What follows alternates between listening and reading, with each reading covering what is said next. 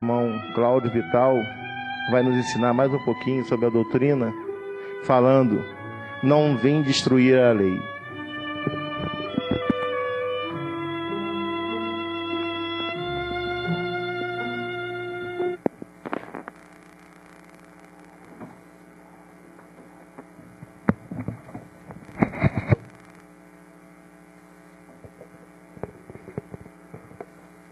Boa tarde a todos, meus irmãos e minhas irmãs. Que a paz do Senhor Jesus esteja conosco. E que possamos nessa tarde estudarmos, aprendermos e interiorizarmos, que é o mais importante. Porque diariamente nós recebemos informações, diariamente nós vivenciamos momentos de aprendizado, mas o que é realmente o aprendizado? É tudo aquilo que a gente consegue interiorizar. E a partir dali começamos a fazer a aplicabilidade deste em nossas vidas. Muitos ensinam, muitos nós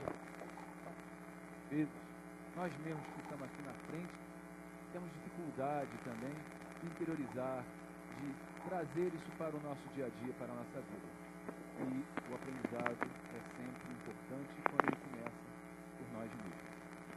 Nessa tarde nós vamos falar sobre o capítulo 1 do Evangelho segundo o Espiritismo, codificado pelo Sr. Allan Kardec, que ele diz: eu não vim destruir a lei. Vou trocar de óculos porque já era.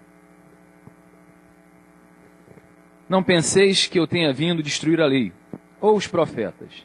Não os vim destruir, mas cumpri-los. Porquanto em verdade vos digo, que o céu e a terra não passarão, sem que tudo que se acha na lei esteja perfeitamente cumprido, enquanto reste um único J e um único ponto. Está anotado em Mateus, capítulo 5, versículo 17 e 18. O que Jesus quis falar com essa passagem que é anotada em Mateus? O que o nosso mestre amado queria nos trazer? Será que Jesus, ele veio realmente não destruir a lei? Mas ele traz uma lei nova, ele traz uma lei de amor, uma lei de perdão, uma lei de caridade, indo de encontro a uma lei que já existia. Então, para isso, nós precisamos perceber e saber diferenciar que lei que o Mestre Jesus está falando. A lei que Deus passa para Moisés através de um anjo, no meio de uma sarça em fogo, e que este anjo fala em nome de Deus e diz que Moisés iria retirar o povo do Egito da escravidão. Quando ele tinha 40 anos, ele se encontrava no deserto. Todos conhecem, parcial ou integralmente, a história de Moisés, que é o patriarca, que é o homem que recebe os 10 mandamentos de Deus no Monte Sinai, e ali inicia-se a trajetória do monoteísmo, inicia-se naquele momento a trajetória da lei de Deus, quando Deus realmente traz aos homens a sua lei e vem fazer com que possa se preparar o caminho para o advento de Jesus e mais tarde para o advento da terceira revelação, que é o Espiritismo. Então, nós vemos que em todos os tempos, em todos os momentos da humanidade, o homem teve necessidade de ter uma legislação, de ter algo para que ele pudesse viver em sociedade. Ainda no tempo passado, na história primitiva da humanidade, as leis não eram escritas, como praticamente nada era escrito, tanto que o que faz o ser humano sair da pré-história e entrar para a história é o advento da escrita, pois ele começa a colocar, ele começa a escrever, a dizer o que ele faz, como ele vive, a contar a sua história. Mas, nos costumes de outrora, existia a palavra, a oralidade, como ainda é feito em muitas outras tribos e como ainda é feito em outros locais, ainda até hoje, do planeta em pleno século XXI. Nós vamos ver que os homens sempre tiveram necessidade de criar leis, de criar regulamentos, de criar regras, para que pudesse começar a conviver um com o outro de uma maneira menos agressiva, de uma maneira menos desigual. Segundo os relatos da história, o primeiro código de lei é o Código de Hammurabi, e por aí afora. Bom, não vamos aqui nos perder, nos alongarmos em situações da história humana. Estamos aqui para falar sobre o Evangelho, sobre o que Jesus quis nos trazer com essa ideia de eu não vim destruir a lei. Ele quer dizer que a lei de Deus, que é uma lei imutável, que é uma lei que não mudará. Isso todos aqui nesta assembleia, nesta tarde, podem ter certeza. A lei de Deus ela é imutável, como tudo aquilo que Deus criou, como todas as situações que regem o universo. Essas mesmas leis que ora são explicadas pela ciência, ora são explicadas pela filosofia, em outro momento pode ser explicado pela religião. Pois cada qual tem o seu pilar, cada qual tem o seu fundamento, cada qual tem a sua diretriz. Unidas se tornam fortes, separadas se tornam díspares e começam a se degladiar, cada uma buscando para si a verdade absoluta, mas em que a verdade absoluta só existe quando há a fusão, há essa união. Isso também se explica nessa passagem desse capítulo 1. Então Jesus, sabiamente, diz que ele não veio destruir a lei, ou seja, a lei do Pai, a lei de Deus.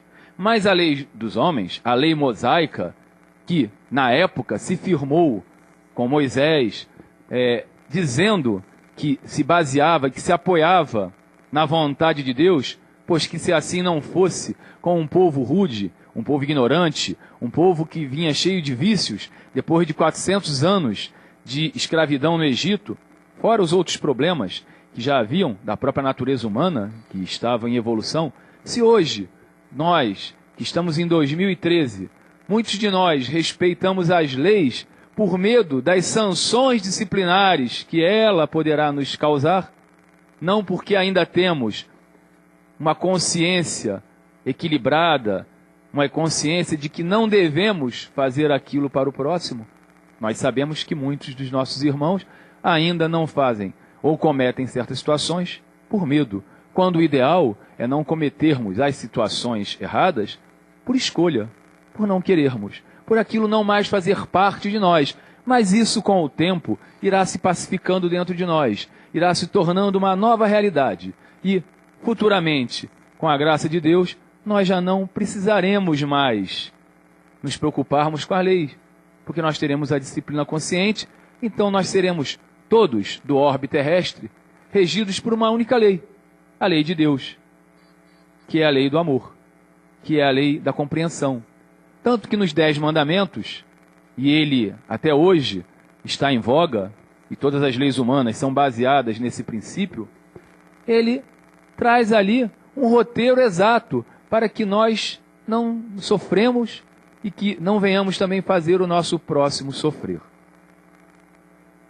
Mas, como eu estava dizendo, a lei mosaica, que é uma lei dos homens, apesar de Moisés utilizar-se na época do axioma, dizendo que estava apoiado, respaldado por Deus, que era a vontade de Deus, como muitos dos outros na antiguidade fizeram, para poder fazer com que desse cumprimento às suas diretrizes, às suas normas, precisava de um apoio celeste, de um apoio superior. Sabemos que são leis transitórias, como em vários países. Atualmente existem países que determinada situação não é considerada uma contravenção, um crime. Em outro país é considerado um crime. Em outros países é considerado algo gravíssimo, que é até punido com a pena de morte. Indo também de encontro à lei de Deus, que diz lá, não matarás. Ou seja, não autoriza ninguém a tirar a vida de seu irmão.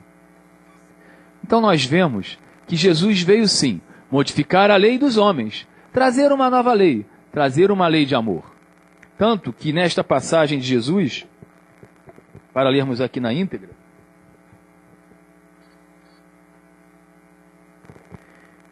ele diz que se cumpriria todos os profetas e todos os mandamentos com o mandamento único que ele dizia, para que nós respeitássemos.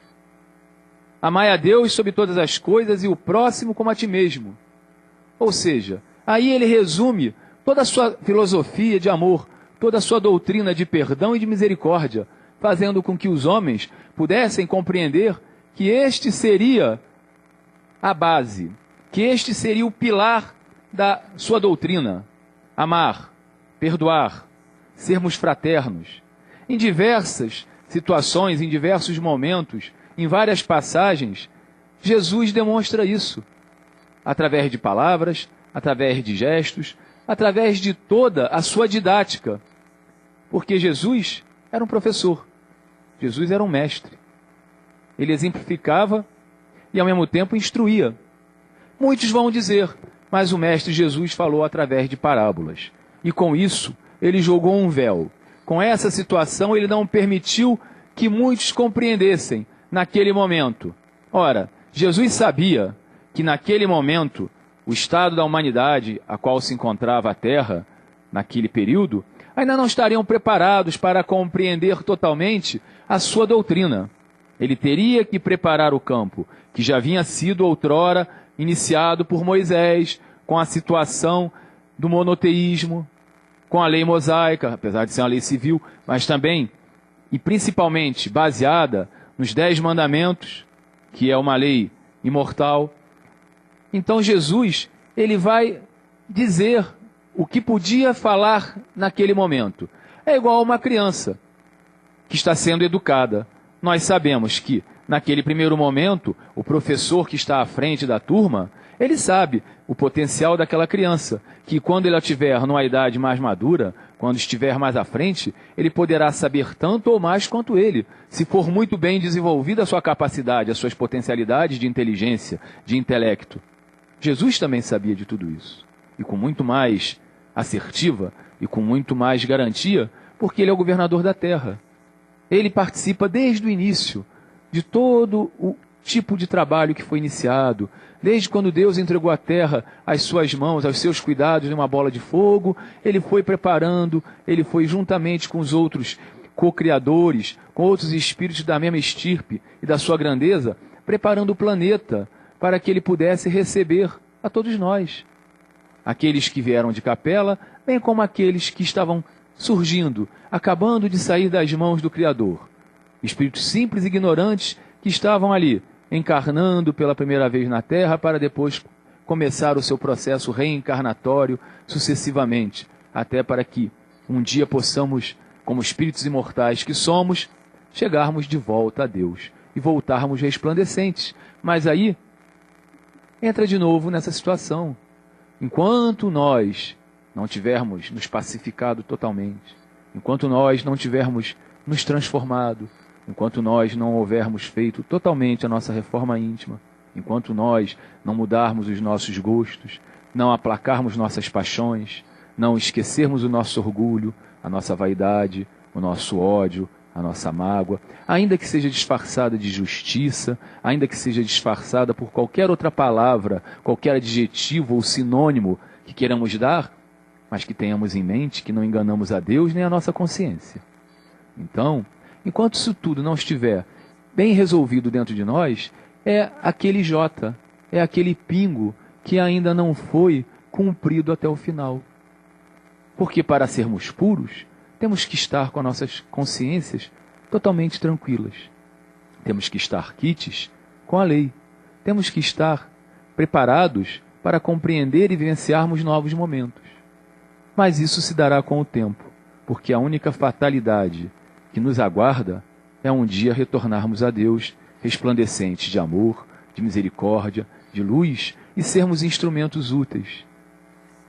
Já buscamos hoje, lutamos contra as nossas imperfeições, já estamos a caminho, graças a Deus. Outrora estaríamos rindo, outrora estaríamos debochando, ou quiçá mesmo tentando calar a boca daquele que falasse em nome de Jesus, ou falasse de Deus, ou tentasse fazer com que nós nos modificarmos, que nós nos modificássemos.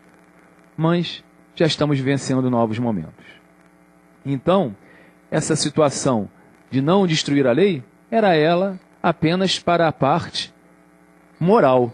Para a parte material, ela teria que ser mudada. Só que Deus sabia e passa para Moisés o tempo necessário. Jesus, que conhece a Deus profundamente, sabia também que o seu momento chegaria, mas ele não poderia falar todas as coisas, até mesmo porque ele criaria problemas. Alguns conseguiriam compreender. E aí o que aconteceria?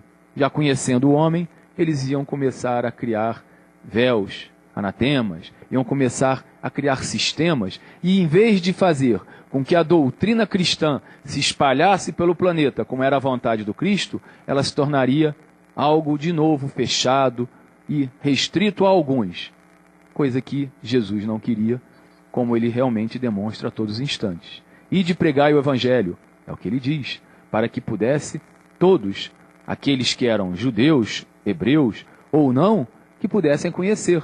É isso que o mestre fala. E a caminhada começa, e aí vai se propagando. Ele mesmo diz que, para os seus apóstolos, que já estavam iniciados, que já tinham um preparo maior, nenhum daqueles apóstolos foi escolhido aleatoriamente, apesar de, aparentemente, ter o sido. Nós sabemos que não funciona assim. Nós, que somos mortais, nós que somos ainda tão pequeninos, quando vamos fazer uma obra, quando vamos procurar um médico, quando vamos fazer um conserto de um carro, uma coisa normal, corriqueira da nossa vida mundana, do dia a dia, nós procuramos informações, nós procuramos saber sobre aquele que vai mexer na nossa televisão, aquele que vai fazer a nossa obra, quem é aquela pessoa. Será que Jesus seria menos prudente? Será que Jesus ia escolher realmente assim, a torta e a direita? Não, vem você, Não. Esses irmãos, eles já tinham uma envergadura moral. Eles já tinham se preparado em outros tempos. E ali estavam reunidos. Somente faltando o despertar, aquele toque, o convite, que eles aceitaram prontamente. Sendo que o último deles é Paulo de Tarso, que era Saulo, quando encontra Jesus na estrada de Damasco, já cai do cavalo dizendo: o que queres de mim, Senhor? Já cai convertido, porque no fundo ele sabia o que tinha de fazer. Só que, como ele acreditava, ele era uma pessoa crédula e acreditava naquilo que ele aprendera, naquilo que ele vivenciara, ele era fiel. Paulo era de uma fidelidade muito grande, até que se provasse ao contrário para ele. Quando surge Jesus na sua frente, ele já esquece tudo aquilo que ele aprendera para seguir ao Mestre, demonstrando a sua fidelidade. Por quê? Foi provado para ele que Jesus existia, que Jesus realmente era o Senhor, e ele passa a seguir a partir daquele momento, demonstrando a sua capacidade de compreensão, de análise e de fidelidade. Então, Jesus avisa, está até anotado em João, que ele mesmo, João Evangelista, ele nos fala que se guardares meus mandamentos, se me amares, eis que eu enviarei o Espírito Santo, que lembrará tudo aquilo que eu falei, e que falará aquilo que eu ainda não tinha dito. Ou seja, então Jesus mesmo afirma que ele não tinha falado tudo, porque ainda não era o momento, e que aqueles que guardassem seu mandamento, ou seja, aqueles que estavam buscando realmente, aqueles que realmente querem compreender, aqueles que realmente têm a vontade de aprender, têm a vontade de se modificar, que estão já preparados para vivenciar esse novo momento, eles vivenciariam, porque eis que chegaria o momento e a época oportuna, e eis que surge o quê? O Espiritismo, que vem ser a terceira revelação. Começa, no seu primeiro momento, com as mesas girantes, para poder despertar a curiosidade humana, para fazer com que as pessoas pudessem perceber. Aí o seu Allan Kardec, dotado de inteligência, de uma capacidade de raciocínio, lógica, e ele começa a arguir. O porquê? A mesa se levantar, tudo bem, eu compreendo. Eu também sou magnetizador, eu posso fazer isso. Mas a questão de responder com batidas, a questão de comunicar, aí existe um princípio inteligente. Aí não é uma mesa, aí não é a aplicação de um fluido, a aplicação de um magnetismo. Aí já tem um princípio inteligente. E o que seria esse princípio inteligente? E começa ali a decodificação do Espiritismo. Começa ali o estudo em que vai ser terminado com o Pentateuco kardeciano, que começa no Livro dos Espíritos e vai terminar na Gênese. Então nós vemos que tudo tem uma lógica, que tudo tem uma sequência, que uma fruta, ela começa pequenina, quando a flor se desmancha e ali começa a fruta surgir, e ela vai surgindo, vai crescendo, se desenvolvendo, até ficar madura, pronta para ser colhida. Foi o que aconteceu. Se no primeiro momento Deus revela a sua lei através de Moisés, através da mediunidade maravilhosa de Moisés, que Moisés era um grande médium, e depois, através de Jesus e os apóstolos, agora seria diferente. Seria através dos Espíritos. Não teria mais uma ideia material. Não teria mais alguém encarnado.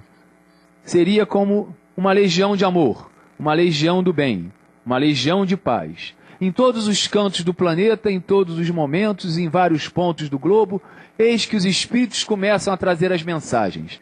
Eis que os Espíritos, a alma daquelas pessoas que desencarnaram, começavam a falar, a trazer as mensagens do plano espiritual, através de diversos mecanismos de mediunidade, através da psicofonia, através da psicografia, através até mesmo de materializações. Começava ali um novo processo, um novo momento, para que esta doutrina não tivesse uma característica humana, mas sim que ela tivesse a característica espiritual, para que ela pudesse fazer e trazer as novidades, para que ela pudesse resgatar do túmulo o espírito, para que ela pudesse se estruturar e fazer dos seus 3 pilares, da filosofia, da ciência e da religião, fazendo com que elas pudessem se reunir e dessa forma uma completar a outra. Porque nós sabemos que a religião, baseada tão somente nela, ignorando a ciência, ela falseia, ela é desmentida, porque a ciência está aí para provar as situações, para provar que os elementos existem, para demonstrar através do intelecto tudo aquilo que existe no planeta Terra. São as forças que regem a natureza. O que antes, lá atrás, era o Deus Trovão, que os ventos eram os deuses do holocausto, que pediam vítimas sangrentas, que pediam oferendas humanas. Os vulcões eram a ira daqueles que estavam sob a terra, abaixo dela. E eis que vem a geologia, para explicar que não é nada disso. É o magma na terra, dependendo da situação, ele vai ser jogado por aqueles canais, aqueles dutos, e por aí afora. Que o mar, quando se agita, não é Poseidon que está fazendo. Sim, são as correntes marinhas. É a baixa e alta atmosfera. É a mudança dos ventos. Por isso a meteorologia. E ao mesmo tempo também, quando a ciência descamba para o materialismo, achando que tudo ela pode resolver e explicar, ela começa também a falhar. Ela começa também a claudicar, a mancar, a cair. Porque ela não tem a explicação para outras situações que são situações da fé, são situações da criação de Deus. E aí vem a filosofia para harmonizar estas duas, para fazer com que possa se formar um elo de entendimento.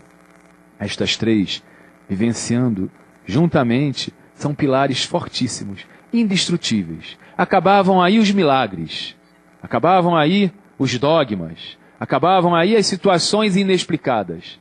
Surgia-se a explicação para tudo aquilo que acontecia, através da ciência, da religiosidade e da filosofia. E eis que os espíritos vêm trazer as respostas, através de tantos médiuns, e até hoje ainda trazem, através da psicografia de Divaldo, de Raul Teixeira e tantos outros irmãos, diariamente. Fora outras situações que ocorrem por esse Brasil e esse mundo afora, com tantos médiuns anônimos que não conhecemos, fazendo curas, auxiliando, aconselhando, trazendo uma melhoria de vida. Isso tudo faz parte de todo esse trabalho que o Mestre Jesus inicia lá atrás, bem lá atrás. Porque ele é do tempo da criação da terra, tanto que ele diz para Pedro, antes da terra o ser, eu já era. eu já estava aqui, eu já estava formado, eu já era o Cristo. Eu sou aquele que vim para dar cumprimento às profecias de outrora. Então, nós vemos que o que existe nessa situação de eu não vim destruir a lei. Ele não veio destruir a lei dos homens. Realmente, em momento algum ele falou para deixar de cumprir. Pelo contrário, ele até diz, o que está escrito nessa moeda? Ah, essa moeda, a esfinge é de César. Então, dai a César o que é de César, dai a Deus o que é de Deus. Jesus em hora nenhuma tenta fazer um confronto. Muito pelo contrário, ele tenta fazer a todo instante, conclamando que as pessoas pudessem começar a perceber que existia uma vida espiritual, que existia a vida após a morte física, que existia um céu. Ele tinha que falar de sentido figurado. Ah, o céu, que é o que os homens podiam olhar naquela época e compreender. Ah, nós vamos para o céu, isso, vamos para o céu. Mas à frente vocês vão compreender. É como a gente faz com nossos filhos, quando criança. Ah, papai, como é que é aquilo ali? Ah, é assim mesmo, meu filho. Aí futuramente a criança vira, poxa, pai, não era nada disso. É, meu filho, agora você tem a capacidade de entender, que bom. Você começou a perceber, mas se preocupa não. Hoje tu me critica, mas tu fará o mesmo com teus filhos também. Isso é uma realidade. Até porque ele não vai conseguir explicar aquilo para aquela criança. Então ele vai perder o seu tempo. Então é assim que funciona. E é assim que Jesus fez para conosco. Tudo foi sendo preparado gradativamente. Como também nós tenhamos consciência disso, que somos espíritas, que nem tudo o Espiritismo revelou. Aí muitos vão falar, que é isso, mas o Pentateuco kardeciano, ele está perfeito, adequado para aquele momento, para este momento em que estamos vivendo. E servirá por muito tempo, por um longo tempo, porque ele também é de uma base moral. Mas outras situações, nós só conheceremos, e até nós já, quem lê, tem o hábito de ler outras leituras complementares, mesmo diz, a linguagem pobre da terra não consegue explicar, vocês ainda não têm capacidade de compreender, vocês não sabem o que é a potencialidade do amor, vocês não sabem o que as potencialidades genésicas fazem em outros planos, vocês ainda não têm noções do que a mente é capaz de fazer em outros estados, quando consorciado ao amor, à caridade, à fé, quando já estamos vivenciando num mundo de regeneração, quando já estamos vivenciando situações novas num mundo felizes, porque ainda não temos essa capacidade ainda. Mas o que já temos hoje, essas ferramentas, já nos dão bastante subsídios, já nos dão condições bastante de mudarmos as nossas condutas e de sermos melhores para o nosso próximo, de fazermos o bem, de sermos instrumentos úteis, para que possamos, futuramente, estarmos numa condição melhor, com a graça de Deus, com a permissão de Jesus. Então, meus irmãos, a situação de não destruir a lei, ela é tão somente na parte espiritual, porque na lei dos 10 mandamentos, que até hoje é a lei que será sempre eterna, podemos dizer assim. Mas no restante, era realmente para haver a mudança. Só que Jesus não queria derramamento de sangue, não queria conflitos, e ele sabia que tudo, gradativamente, ia se assentando, ia se modificando, que tudo ia se conformando conforme o tempo. E é o que aconteceu, até que surge o Espiritismo, e ele está cada vez mais se fortalecendo, cada vez mais trazendo explicações, cada vez mais lenindo os corações, cada vez mais amparando aqueles que sofrem, esclarecendo aqueles que têm dúvidas e, de uma maneira geral, preparando-se para, num futuro bem próximo, quando a humanidade já estiver um pouco mais preparada, para que todas as religiões possam desaguar nele, quando será realmente retirado aquele véu intencional. Como também nós vemos aqui, que da situação dos 10 mandamentos, para finalizarmos, né, em que o senhor Allan Kardec, ele coloca que Deus punirá, né, na 3ª e 4ª gerações. E nas traduções das Bíblias católicas e protestantes, até a 3ª e a 4ª geração. Muitos vão falar, uma preposição muda tanta coisa? Muda totalmente o sentido. Quando você diz que Deus punirá na 3ª e na 4ª geração, Ele vai punir a nós mesmos, porque nós já teremos desencarnados e estaremos ali, voltando da pátria espiritual Somos nós que vamos estar respondendo pelo que nós fizemos. Quando você coloca até na quarta, na terceira, na quarta geração, você coloca um Deus cruel, que está punindo pessoas inocentes, seus netos, bisnetos, tetranetos. O que eles têm a ver com o que eu fiz? O que minha filha pode responder pelo que eu estou fazendo agora? Será que é justo ela pagar por aquilo que eu errei? Não. E aí, Deus se torna um Deus arbitrário, Deus se torna um Deus cruel, um Deus extremamente vingativo. E nós sabemos que Deus não é vingativo. Se Ele foi, naquele momento, configurado desta forma, foi por causa da ignorância humana, por aquele momento de necessidade. Até porque Jesus já sabia que encarnaria no planeta para trazer as lições e para dar cumprimento às profecias que já haviam sido faladas anteriormente. Meus irmãos, espero que todos nós possamos ter um final de tarde e um início de semana abençoados, que possamos fazer o melhor possível para o nosso crescimento e que nunca percamos a oportunidade de fazermos o bem ao nosso próximo. Muito obrigado a todos e fiquem com Deus. Irmão Cláudio Vital.